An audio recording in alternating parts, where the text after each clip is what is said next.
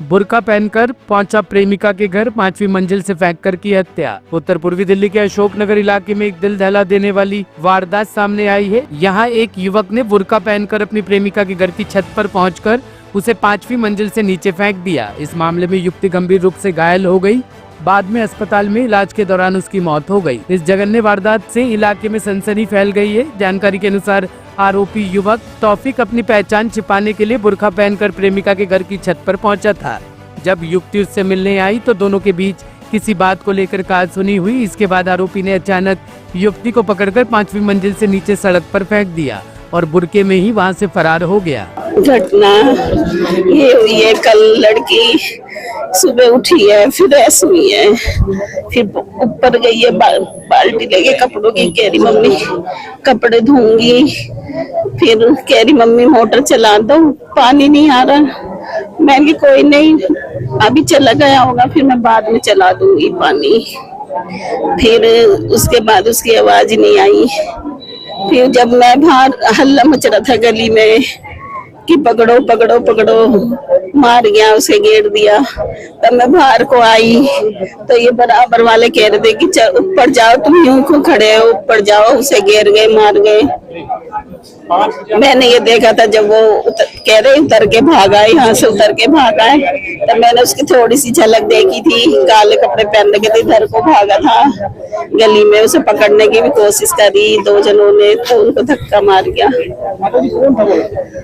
वो मुरादाबाद का रहने वाला था और उसकी मुसलमान था वो, और यहाँ गोदाम है, इधर काम करता था। यहाँ पे गोदाम है, यहाँ रोड पर, रोड पर ही गोदाम में काम करता है। हाँ, तो यहाँ कब से लगा था? यहाँ रहता नहीं था। यहाँ कैसा है आप लोगों का? ये था कि छोटी वाली बीच नेहा थी, उससे वो राखी वाखी बंधवाता था। कह रहा था मेरे बहन नहीं है, मुझे इससे नेहा से राखी बंधवानी है।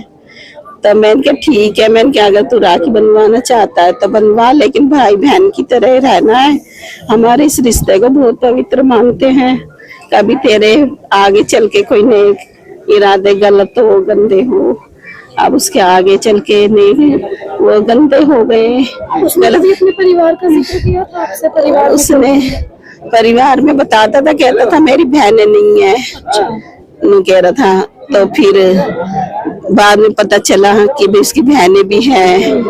मैंने कहा तेरी जब इतनी बहन है तो तुझे क्या जरूरत थी राखी बंधवाने की।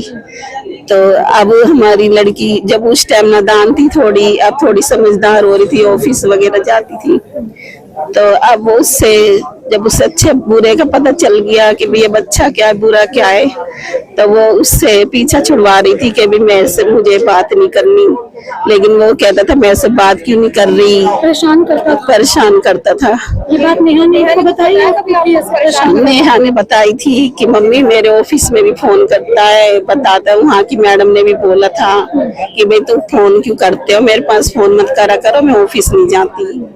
फिर दोबारा उसने करा, कह रहे अगर तुझे बात करनी है तो उसके पेरेंट्स से कर बात, यहाँ मत करा कर बात। कभी आपको ऐसा शक हुआ किस तरीके से वो करेगा?